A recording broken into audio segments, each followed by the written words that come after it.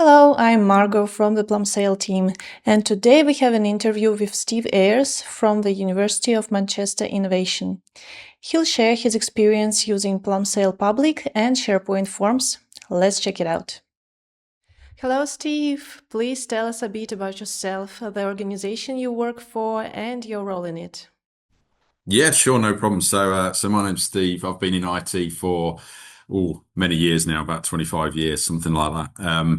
And I actually work at a number of different organisations now, but where I'm representing this call is from the University of Manchester in the UK at their Innovation Factory. And the Innovation Factory is a wholly owned subsidiary of Manchester University, and it's charged with commercializing intellectual property and ideas and great inventions into licenses or spin-outs into the wider ecosystem from the university. So it's a very varied role. My role here is I'm a systems and data consultant. So I'm all around data governance, because it's a lot of the data that we have is quite sensitive, quite with high security risk associated with it. So there's lots around data governance, and there's lots around automations, efficiency, processes, and how we can actually do what we do more efficiently and free up time for the team to have more time to do what's really impactful for them. So yeah, that Okay. basically covers what I do and how I do it. And that's what we are going to talk about today. Can you please tell us what challenges you faced before using Plumsail Forms and what other solutions you considered? Sure. So I think the biggest challenge really before finding Plumsail Forms was the fragmentation of everything.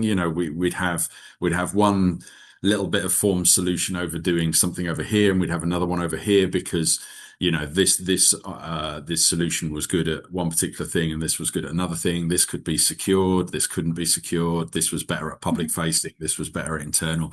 Those kind of things. So it was rather than a go-to solution, we had it was a bit messy, I suppose, is the long and short of it, which meant that the more things you're using, the more things you've got to maintain, the more things you've got to have knowledge on, and also the end user experience isn't necessarily very consistent, whether that's internal or external. So I think there's some of the biggest challenges, and I think also a lot of the forms platforms that are available are good on the surface, and they look quite good. But then when you dig a little bit deeper, they're perhaps not very customizable, or they're difficult to integrate, or they don't really, until you really get to use them, you don't really realize what their shortcomings are. And so I think that was the biggest challenge, was finding a platform that would do almost everything we wanted it to do in one go, rather than having all these different bits and pieces around. I think that's definitely the biggest challenge. What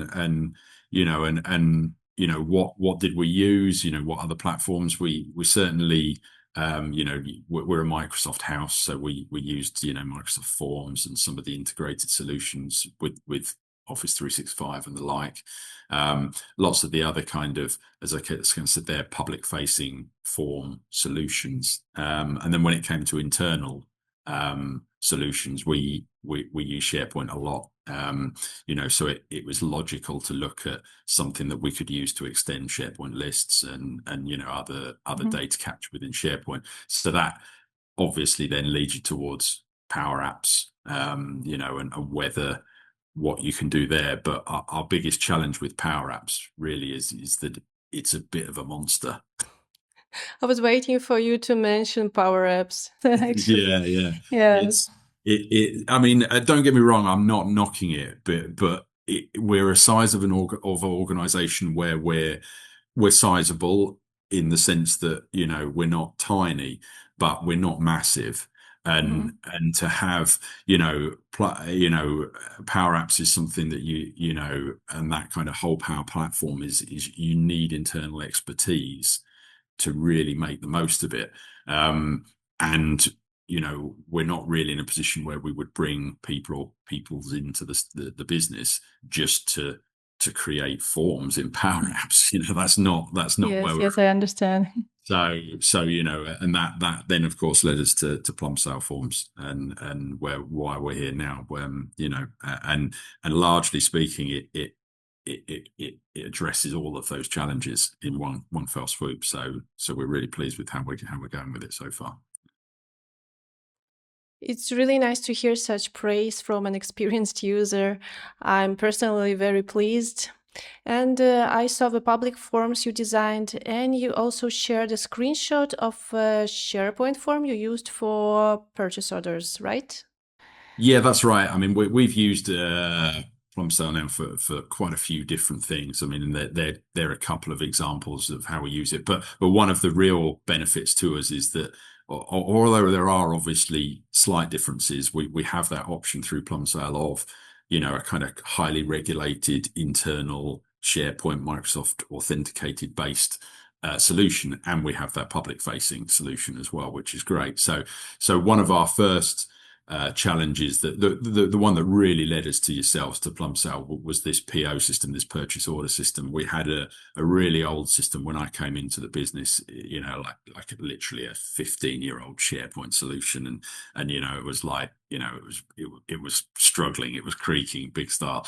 And the nature of our business is that we put a lot of stuff through the purchase order system. We do a lot of work with external consultants. We do a lot of patent work. We do, and obviously general office purchasing, and all of that needs to be tracked and managed through a purchase order system. So there was a requirement to update it, and it really was, having done a little bit of research, it was a case of, right, well, do we go for Power Apps or do we go for Plumsail Forms? And with SharePoint, and we went with Plumsail Forms, and we really don't regret it. The whole route to a solution, or route to an outcome, it took us like 4 weeks to go from an idea to a working solution, which we would never have been able to do with something like Power Apps, because, like I said, it's a bit of a monster, and it takes you 4 weeks to figure out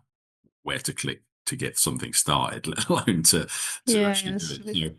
So and so we've had a lot of success with that, and as a result of that, we're actively porting across as many of our different internal processes to SharePoint Forms as we can. It makes a lot of sense for us.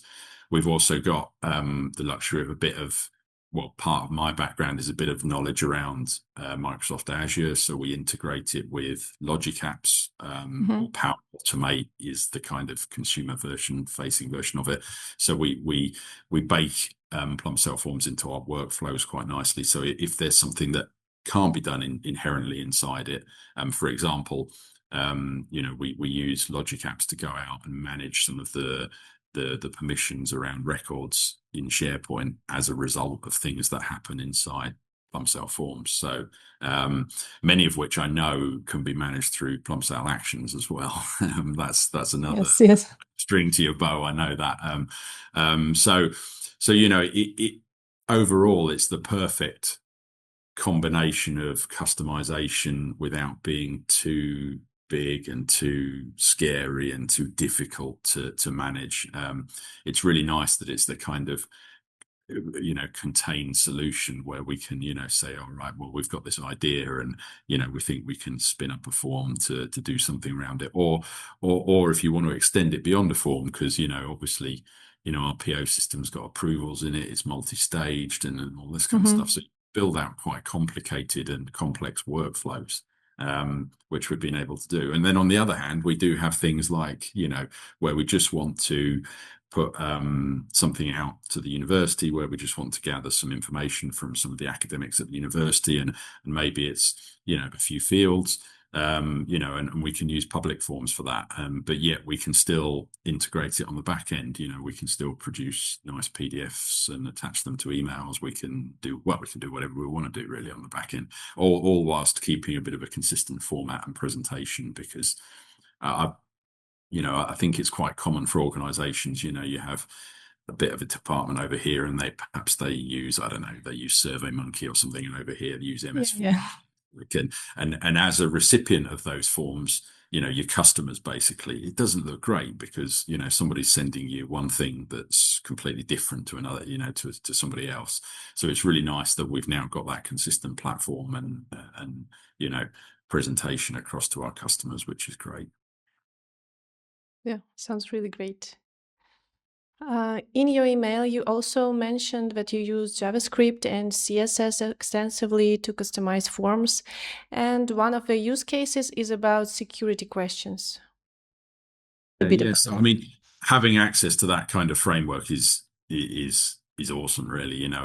This is where I was kind of alluding to at the start, where certain platforms have things built in, and you think that's great, but then you hit a brick wall when it doesn't quite fit with what you want to do. So we've been able to get involved in the JavaScript frameworks to address some of that stuff. So yeah, the example I used was it's just little things like we ask some security questions, and the whoever's filling the form chooses from 10 questions, and then they put in their answer to one of those 10 questions. But then when you come to the next one, you want to make sure, for example, that the question that they've selected in the first instance isn't shown again as an option in the second instance. So, and we can use some of the JavaScript customization to do that kind of thing, where we can say, like, well, when they update the first one, recompile the options in the second one and the third one, and so forth. So it's that kind of, yeah, it's a hierarchy of drop downs, but it's kind of doing it with a lot more customization in the background, and we can use, as you mentioned there, we can use CSS to make things look nice and look consistent, so that, like I was saying there, that our customers see a common presentation.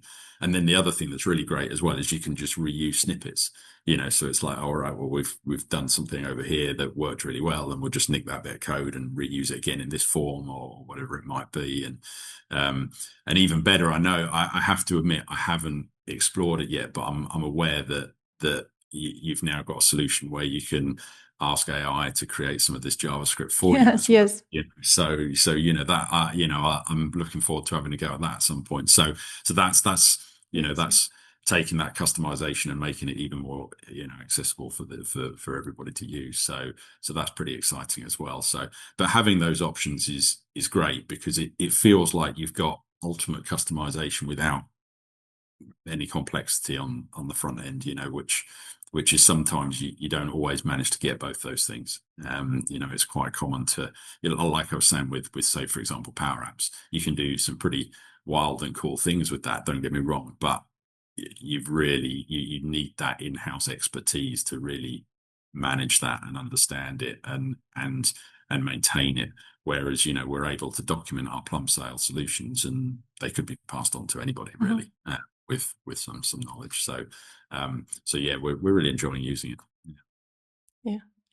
As you mentioned, 4 weeks for all those internal needs is a really short period of time for a fairly big company. Yeah, it's really exactly, great. and it's like the route to value is quick, so and it's and equally, we've had scenarios where we've sat with people and actually literally just figured something out as we've sat with them and produced something, and that they can go away and use. So it's good, and I think it's also really good to see things like the AI initiative and new developments that are coming through.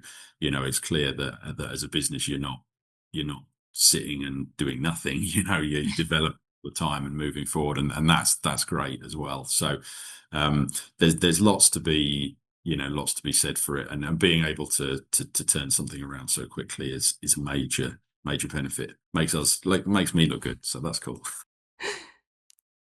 I'm happy Plumsail products are helpful and that you are enjoying Plumsail Forms. I hope we will be working together more in the future. You definitely should try our AI chat. I personally tested it recently for creating new templates. You just say, create a form for survey, and it generates a form with all the fields and controls, plus any necessary JavaScript and CSS. You really should try it. Absolutely, I will do. Yeah, I might not let everyone know I'm doing it, but I'll, I'll certainly use it. Yeah, all good. No, that's great. Look forward to trying that for sure. And yeah, definitely, it feels like we found a solution that we can stick with for the long term. So that's important to us as well. Thank you, Steve. I don't have any other questions. Is there anything else you'd like to share? No, I mean, I think we covered a lot of things there. I think one thing as well is probably worth saying that because we're a subsidiary of the University of Manchester, everything we do in terms of platforms and systems has to be regulated through the information governance of the university. So that means that any solution we bring on goes through a fairly rigorous process of being checked by information services and data governance and the university IT team. So and we had no issue with Plumsail being onboarded in that way. So, and that's not always the case. We have had other solutions and platforms that we've wanted to bring on that have raised questions or concerns, and that's not been the case with Plumsail. So it's fairly unusual that we're able to bring on the system and not have to go to you and ask questions, and we didn't have to do that at all. So, that was great. So that speaks volumes to what's going on in the background and the fact that it can actually stand up to those kind of investigations and tests, because, as I said, not every solution can. So I was very pleased when that got the all clear, because because it's a solution that we wanted to use, and like I said, it doesn't always happen. Sometimes you find what you think is the perfect solution, and then it turns out that the governance don't like it for some reason, and you can't progress with it. So that's well worth pointing out, that it has been through some quite rigorous reviews and testing on our end, in that sense. Yes, that is very important too. And thank you for mentioning it. We do a lot of security and compliance, and I'm happy that our effort paid off.